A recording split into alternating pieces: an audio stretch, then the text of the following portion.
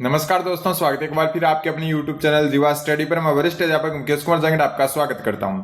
तो आज हम जो है माइनर टेस्ट 5 जो कलाम की ऑफलाइन टेस्ट सीरीज है GK paper 1 RPSC second grade की, उसकी क्लास नंबर 3 में क्वेश्चन नंबर 41 से लेकर क्वेश्चन नंबर 60 तक देखेंगे। जिसमें शुरुआत के क्वेश्चन आपके जो है नदी जो अपवाह तंत्र है उससे संबंधित है, और बाद के क्वेश्चन जो है आपके वो जो है संविधान निर्माण से संबंधित हैं। तो पहला जो क्वेश्चन है आपका वो है, निम्नलिखित युग्मों जो नदी प्रवाह दिशा है में से सही सुमेलित युग्म की पहचान करो। ठीक है, सबसे पहले हम बात करें पश्चिमी बनास नदी की। तो देखो पश्चिमी बनास नदी जो है आपकी, ये जो है एक मिनट, ये जो है आपकी सानवरा जो है आपका, कई जगह सनावरा भी लिखा होता है, ये सिरोही से प्रभावित होती है, उद्गम होता है इसका। ठीक है, और फिर ये जो है आपकी गुजरात में चली जाती है। कहां चली जाती है? गुजरात में। तो मान लो कि ये ऐसे मैप है राजस्थान का, यहाँ सिरोही से इस साइड जा रही है गुजरात में, तो ये आपकी जा रही है, ये उत्तर दिशा हो गई, और ये जो क्या होगी आप सर, ये पश्चिमी दिशा हो गई, और ये आगे दक्षिण दिशा। तो ये दक्षिण पश्चिम में जाती है। कहां पर जाती है? दक्षिण पश्चिम दिशा में जाती है। तो ये क्या हो गया? पहला तो क्या हो गया? गलत हो गया। फिर बात करें मोरेल नदी की। ठीक है, मोरेल नदी जो है आपकी, ये जयपुर के दक्षिण में, जयपुर के दक्षिणी भाग में अचरोल की पहाड़ी से निकलती है। कहां से? अचरोल की पहाड़ी से।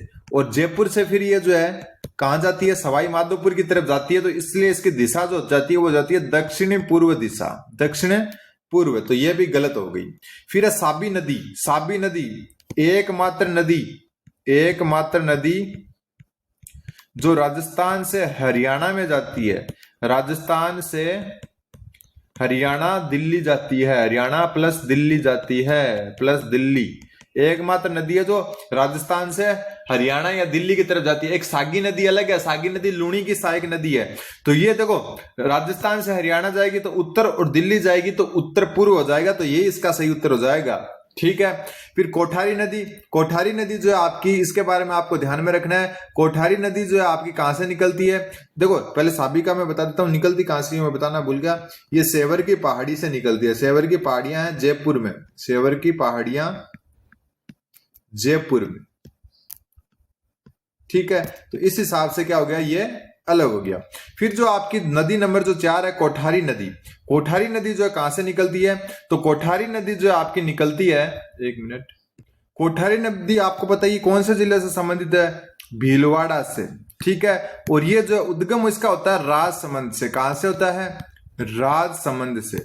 ठीक है, राजसमंद से क्या होता है? उद्गम होता है, और फिर ये भीलवाड़ा की तरफ जाती है। ठीक है, तो राजसमंद से भीलवाड़ा, राजसमंद में भी कहां पर? दिवेर में जो है इसका उद्गम होता है, और ये भीलवाड़ा की तरफ जाती है। तो इसकी दिशा भी क्या है आपकी? उत्तर पूर्व दिशा है। तो उत्तर हो जाएगा ऑप्शन नंबर 3। ये जो है बाकी गलत है। फिर निम्न में से कौन सा नदी युग्म अरब सागरीय अपवाह तंत्र का हिस्सा नहीं है? अरब सागरीय अपवाह तंत्र का हिस्सा कौन सा नहीं है? तो सबसे पहले हम बात करें पश्चिमी बनास और मोरेन नदी। तो पश्चिमी बनास और मोरेन है माही की सहायक नदी। किसकी? माही की। तो ये दोनों की दोनों जो है आपकी अरब सागरीय जो आपका जो है मतलब प्रवाह तंत्र, उसका उदाहरण है। ठीक है, फिर है मानसी और वेत्रक। वेत्रक किस किस जो है जो साबरमती है उसकी सहायक नदी है। किसकी? साबरमती की।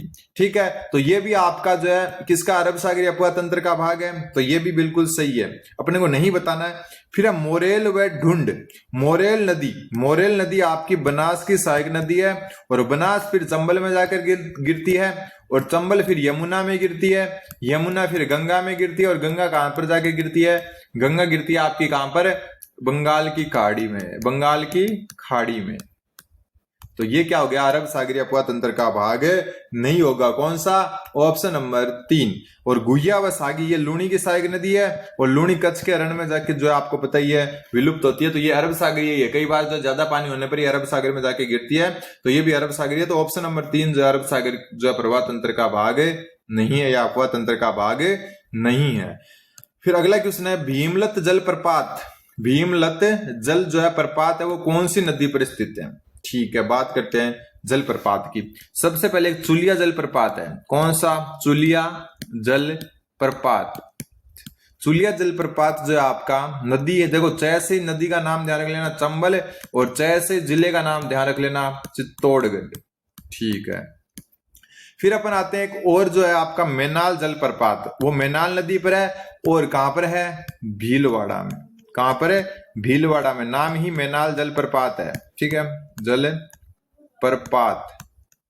फिर आती है मांगली नदी, और मांगली नदी पर जो है आपका भीमलत जो है जलप्रपात है, और यह नदी आपकी कहां पर है, बूंदी में। तो उत्तर हो जाएगा ऑप्शन नंबर 2।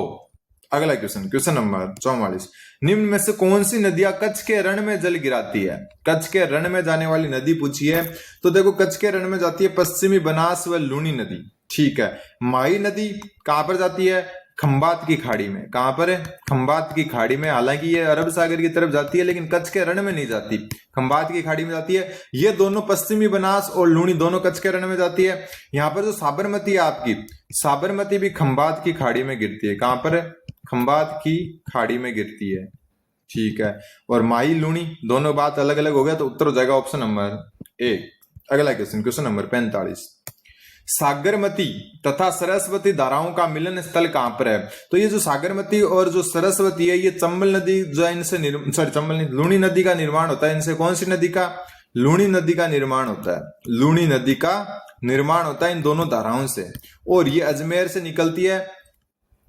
और आपकी जो है गोविंदगढ़ है अजमेर में, यहाँ पर जो है गोविंदगढ़ बांध है, इसमें अगर दोनों गिरती है और यहाँ से जो नदी स्टार्ट होती है उसको हम क्या कहते हैं, उसको हम लूनी नदी कहते हैं। कौन सी नदी कहते हैं, लूनी। अजमेर का गोविंदगढ़ है, वहां पर ये दोनों मिलती है। अगला क्वेश्चन, क्वेश्चन नंबर 46, 46वां क्वेश्चन चर्चा का विषय आजकल, क्योंकि जो है एक द्रव्यवती नदी है, द्रव्यवती नदी निम्न में से किस जिले में जल प्रदूषण से संबंधित समस्याओं का सामना कर रही है। तभी ये हाईलाइट है क्योंकि जो ये द्रव्यवती नदी है, ये आजकल एक गंदा नाला बन गया है। क्या बन गया है, गंदा नाला। तो इसको जो है वापस पुनर्जीवित करने का जो है थोड़ा सा प्रयास किया जा रहा है, और ये जयपुर में है। कहां पर है, जयपुर में। तो द्रव्यवती नदी जो है आपकी जयपुर से संबंधित है। अगला क्वेश्चन, क्वेश्चन नंबर 47, नदी और संगम स्थल में से असुमेलित युग्म की पहचान करनी है अपने को, ठीक है।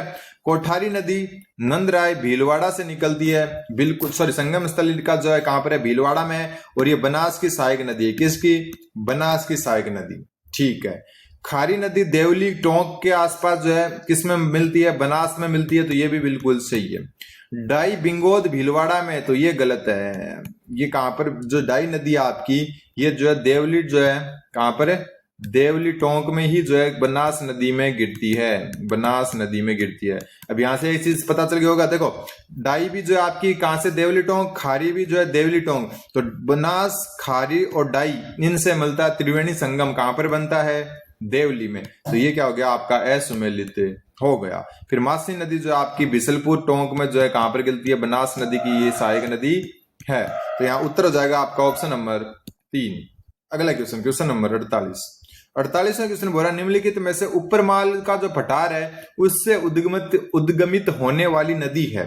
तो ऊपरमाल का पठार से कौन सी नदी निकलती है, ये पूछा है। तो देखो सबसे पहले हम बात करें कुराल नदी की, ठीक है। तो ये कुराल नदी ही जो है आपकी कहां से निकलती है, ऊपरमाल के पठार से निकलती है। और कोटा में होते हुए जो है बूंदी में जो है ये कोटा, फिर बूंदी में जो है चंबल नदी में मिलती है। कहां पर है, चंबल नदी में मिलती है। ब्राह्मणी नदी के बारे में पहले पढ़ चुके हैं। चाकण नदी के बारे में थोड़ा सा ध्यान रख लेना। नेनवा, नेनवा कहां पर है आपका, बूंदी में। नेनवा जो बूंदी है, यहाँ पर ये नदी जो है, इस पर एक चाकण परियोजना है। कौन सी परियोजना, चाकण परियोजना। वैसे कोटा बूंदी के बॉर्डर पर है लेकिन मुख्यतः बूंदी में है। मेनाल के बारे में, ब्राह्मणी के बारे में पिछली क्लास में अपन पढ़ चुके हैं। तो कुराल नदी जो ऊपरमाल जो है उसके पठार से निकलती है, फिर कोटा और बूंदी में जो है ये चंबल नदी में मिल जाती है। अगला क्वेश्चन, क्वेश्चन नंबर 49, जब घग्गर नदी अपने पूरे उफान पर होती है तो इसका बाढ़ का प्रकोप कहाँ देखा जाता है। तो घग्गर नदी के जो उफान पर होने पर जो बाढ़ आती है वो हनुमानगढ़ जंक्शन में आती है। कहां पर है, हनुमानगढ़ जंक्शन। हनुमानगढ़ शहर दो भागों में बंटा हुआ है, एक तो हनुमानगढ़ जंक्शन है, एक हनुमानगढ़ टाउन है। हनुमानगढ़ टाउन है। तो जो आपका हनुमानगढ़ जंक्शन है वो क्या इस नदी के तल से थोड़ा नीचे है। तो घग्गर नदी अगर पूरे उफान पर होती है ना, तब हनुमानगढ़ जंक्शन में जो है क्या आ जाती है, बाढ़ आ जाती है। अगला क्वेश्चन, राजस्थान में जल ग्रहण की दृष्टि से निम्न नदियों को व्यवस्थित आरोही क्रम में की पहचान करें। ठीक है, राजस्थान में जल ग्रहण करने की दृष्टि से निम्न नदियों के व्यवस्थित आरोही क्रम की पहचान करें। आरोही मतलब बढ़ता क्रम, कि जल सबसे ज्यादा कौन सी में है। ठीक है, इसको नोट कर लेना। सबसे ज्यादा कंफ्यूजिंग सवाल ये, इसका उत्तर होगा ऑप्शन नंबर 3 माही, और माही से ज्यादा चंबल, चंबल से ज्यादा लूणी, और लूणी से ज्यादा बनास। सबसे ज्यादा जल ग्रहण वाली बनास, बात राजस्थान में हो रही है, राजस्थान की नदियों की नहीं हो रही। अगर राजस्थान की नदियों की होती तो चंबल में सबसे ज्यादा जल ग्रहण होता है, क्योंकि ये जो है एमपी में बहुत बहती है, आगे जाके यूपी में कुछ पार्ट बहता है। लेकिन जो बात राजस्थान में हो रही है तो सबसे बड़ी बनास, फिर लूणी, फिर चंबल और फिर माही होगी। ठीक है, अगला क्वेश्चन, क्वेश्चन नंबर 51। बनास नदी के संबंध में असत्य कथन का चयन कीजिए। राजसमंद जिले में खमनोर की पहाड़ियों से इसका उद्गम होता है, तो ये तो बिल्कुल सही है। राजसमंद जिले में खमनोर की पहाड़ियों से इसका उद्गम होता है। ये पूर्णतः राजस्थान में बहाव की दृष्टि से सबसे लंबी नदी है। बिल्कुल राजस्थान में बहाव की दृष्टि से राजस्थान की सबसे लंबी नदी नहीं है, राजस्थान की सबसे लंबी नदी चंबल है, लेकिन राजस्थान में जो है सबसे लंबी नदी कौन है? बनास। बनास खुद ध्यान रखना, बनास नदी खुद किसकी है? चंबल की सहायक नदी है। किसकी सहायक है? चंबल की सहायक है ये बनास। ठीक है, फिर सिवान व चंद्रभागा इसकी सहायक नदियां हैं, तो ये आपका गलत है और सत्य ही बताना था। सिवान और चंद्रभागा, चंद्रभागा पशु मेला झालरा पाटन में और झालावाड़ के आसपास कौन सी नदी है? चंबल की सहायक नदी है। किसकी? चंबल की सहायक नदी है। फिर ये अध्यारोपित नदी का उदाहरण है, तो ये नोट कर लेना, मोस्ट इंपोर्टेंट बनता है। क्यों इंपोर्टेंट बनता है? कि ये जो आपका अध्यारोपित नदी का उदाहरण है। अध्यारोपित नदियां वो होती है जो चट्टानों के सहारे, चट्टानों की ढलान के सहारे बहती है, ढलान के सहारे बहती है। मतलब रास्ता खुद नहीं बनाती, चट्टान के जो ढलान होती है उनके सहारे जो है बहती रहती है। तो ये आपको ध्यान में रखना है। तो इसका उत्तर हो जाएगा ऑप्शन नंबर 3। अगला क्वेश्चन, क्वेश्चन नंबर 52। एक नदी के बारे में निम्नलिखित जो है कथनों पर विचार कीजिए और इस उक्त नदी किसकी विशेषताओं को अंकित करती है। मतलब किस नदी के बारे में ये कहा गया है? तो ये नदी थानागाजी में उदयनाथ की पहाड़ियों से उद्गमित होती है। उदयनाथ की पहाड़ियां आपके अलवर में, थानागाजी अलवर से जो है ये उद्गमित होती है। वरा व लसावरी इसका उपनाम है। वरा व लसावरी क्या इसका उपनाम है? तो ये नदी है आपकी रूपारेल नदी। कौन सी नदी है? रूपारेल नदी। ठीक है, क्योंकि वरहा और लसावरी जो रूपारेल के उपनाम है और उदयनाथ की पहाड़ियां जो है वहां से ये उद्गमित होती है। अगला क्वेश्चन, क्वेश्चन नंबर 53।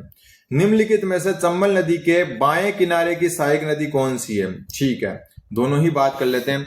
सबसे पहले दायां किनारा जो है चंबल नदी का, उस पर कौन कौन सी नदियां हैं? दाएं किनारे वाली नदियां। ठीक है, बहुत सारी नदियां, नाम ध्यान रख लेना। कुन्नू, ठीक है, पार्वती, ठीक, काली सिंध,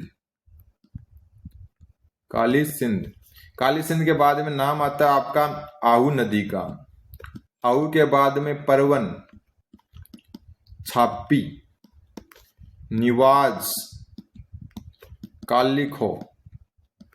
ठीक है, कालीखो की फाड़ियां भी होती है। ये सारे नाम आपको ध्यान में रखना है। बैथली या बैंथली भी कहते हैं इसको। ठीक है, इसके अलावा अंधेरी, लहासी, विलास, काली खांड। ठीक है, ये आपको ध्यान रखना है। एक चोली। ठीक है, फिर आता बायां किनारा। कौन सा किनारा? बायां किनारा। बाएं किनारे वाली नदियां थोड़ी कम है, तो बाएं वाली याद रख लोगे तो बाकी अपने आप दाएं वाली याद हो जाएगी। ठीक है, ये ज्यादा नाम है तो बाएं वाली याद रख लो। ये गिनती के 7-8 नाम है, अगर बाएं वाली याद हो जाएगी तो दाएं ऑटोमेटिक आपको पता लग जाएगा। बामनी, जिसको ब्राह्मणी भी कहते हैं। ठीक है, फिर है कुराल, मेज व मांगली, ये बाएं किनारे से मिलती है। मेज मांगली एक ही नदी को कहते हैं वैसे संयुक्त रूप से। ठीक है, फिर है घोड़ा पछाड़। कौन सा? घोड़ा पछाड़ नदी। ये इसकी डायरेक्ट सहायक नहीं है, लेकिन फिर भी ध्यान रखना है। फिर आपकी चाकण और एक होगी बनास। मैंने बनास भी ध्यान में रखना, ये बाएं किनारे की है। या बाएं की पूछी है बामणी, ये रही देखो, बामणी हो गई, पहले हो गया। ठीक है, जो अलनिया, ये मैंने नहीं लिखवाया आपको। ठीक है, ये को लिख लिया उसमें, अलनिया नदी। अलनिया नदी कोटा से निकलती है। ठीक है, काली सिंध, ये रही काली सिंध दाएं वाली है। कुन्नू भी दाएं वाली है। तो ये आपको इतनी ध्यान में रखनी है। बायां याद कर लोगे तो दायां ऑटोमेटिक याद हो जाएगा। Question number 54। आहू नदी जो है उसका राजस्थान में प्रवेश कहां से होता है? आहू नदी चंबल की सहायक नदी, आपको पता ही है। तो देखो, जो आहू नदी है वो आपकी राजस्थान में प्रवेश करती है नंदपुर झालावाड़ से, और ये सुसनेर जो है ये झालावाड़ में नहीं, एमपी में, यहां से इसका उद्गम होता है। क्या होता है? उद्गम होता है। तो ये आपको ध्यान में रखना है। ठीक है, नंदपुर झालावाड़ में ये राजस्थान में प्रवेश करती है और सुसनेर एमपी में इसका क्या होता है? उद्गम होता है। अगला क्वेश्चन, क्वेश्चन नंबर 55वां क्वेश्चन बोल रहा है, ये अच्छा क्वेश्चन है, इंपोर्टेंट, नोट कर लेना इसको। क्यों? क्योंकि दक्षिण पूर्वी पठारी प्रदेश स्थित त्रिकोणीय कांप बेसिन, शायद आपके लिए नया क्वेश्चन हो सकता है, त्रिकोणीय कांप बेसिन का निर्माण करने वाली नदियों के उपयुक्त समुच्चय का चयन कीजिए। तो त्रिकोणीय कांप बेसिन का जो निर्माण करती है वो करती है आपकी ऑप्शन नंबर 3 चंबल, काली सिंध व पार्वती। इसलिए आप जो है मोस्ट इंपोर्टेंट करके इसको नोट कर लेना, त्रिकोणीय कांप बेसिन का निर्माण करने वाली नदियां हैं चंबल, काली सिंध और पार्वती। अगला क्वेश्चन, क्वेश्चन नंबर 56। अब जो है संविधान के कुछ क्वेश्चन है। भारतीयों द्वारा संविधान निर्माण की दिशा में किया गया पहला प्रयास नेहरू रिपोर्ट थी। ये रिपोर्ट प्रकाशित कब हुई? तो जो नेहरू रिपोर्ट है ये आपकी प्रकाशित हुई 10 अगस्त 1928 को। और ये जवाहरलाल नेहरू से संबंधित नहीं है, ये मोतीलाल नेहरू, जवाहरलाल नेहरू के पिता मोतीलाल नेहरू जो है इसके अध्यक्ष थे। समिति थी एक, नेहरू जो कमेटी थी उसके, और इन्होंने जो भारत को, किसको? भारत को एक डोमिनियन स्टेट और एक संघीय सरकार की रूपरेखा तय की। भारत को एक डोमिनियन स्टेट बनाने और एक संघीय सरकार बनाने की रूपरेखा तय की। 10 अगस्त 1928 को ये क्या हुई? रिलीज की, जारी हुई। फिर आपका निम्नलिखित कथनों पर विचार करना है और सत्य कथन बताना है। सबसे पहले मई 1934 ईस्वी में अखिल भारतीय कांग्रेस कमेटी की पटना में हुई बैठक में संविधान सभा के गठन की मांग की गई, जो कि संविधान सभा के गठन की प्रथम आधिकारिक मांग थी। बिल्कुल सही बात है, अखिल भारतीय कांग्रेस कमेटी की पटना में बैठक में संविधान सभा के गठन की मांग की गई, जो कि संविधान सभा के गठन की प्रथम आधिकारिक मांग थी। बिल्कुल सही है। फिर संविधान सभा के गठन की भारतीय मांग को ब्रिटिश सरकार ने पहली बार 1912 में लॉर्ड जो लिथगो के अगस्त प्रस्ताव में स्वीकार किया। तो ये भी बिल्कुल सही है। दोनों कथन ध्यान रखना। पटना में जो बैठक हुई थी संविधान सभा के गठन की मांग, उसमें सर्वप्रथम आधिकारिक रूप से की गई। वैसे संविधान सभा की प्रथम जो मांग है, संविधान सभा का प्रथम जो दर्शन है, किसका? संविधान सभा का प्रथम दर्शन जो मिलता है, या प्रथम जो एक प्रकार से मांग मिलती है, वो बाल गंगाधर तिलक के स्वराज विधेयक में मिलती है। बाल गंगाधर तिलक के कौन से विधेयक में? स्वराज विधेयक में, स्वराज विधेयक। और ये स्वराज विधेयक आया था 1895 में। तो ये आपको ध्यान में रखना। तो दोनों सही है इसमें, ठीक है। अगले क्वेश्चन, क्वेश्चन नंबर 58। असत्य कथन की पहचान करनी है, असत्य कथन का चयन कीजिए। संविधान सभा में सीटों का आवंटन जनसंख्या के अनुपात में किया गया। बिल्कुल, 10 लाख की जनसंख्या पर एक सीट दी गई। 10 लाख की जनसंख्या पर एक सीट। ब्रिटिश प्रांतों को 3 वर्गों ए बी सी में विभाजित किया गया। तो यह भी बिल्कुल सही बात है। ब्रिटिश भारत के लिए 292 सीटों का प्रावधान किया गया। असत्य है। क्यों? क्योंकि 296 सीटों का प्रावधान था, ठीक है, जिसमें 292 सीट तो प्रांतों की, और जो है आपकी 4 सीट, कौन सी 4 सीट है? चीफ कमिश्नरी प्रांतों की, चीफ कमिश्नरी प्रांतों की। तो ये ध्यान रखना है। और 10 रियासतों के लिए 93 सीटें रखी गई। तो तीसरा गलत है। अगर यहां पर यह होता ना ब्रिटिश प्रांतों के लिए, तब 292 हो जाती, क्योंकि ब्रिटिश प्रांतों के लिए 292 थी, ब्रिटिश भारत के लिए जो है 296 थी। Question number 59।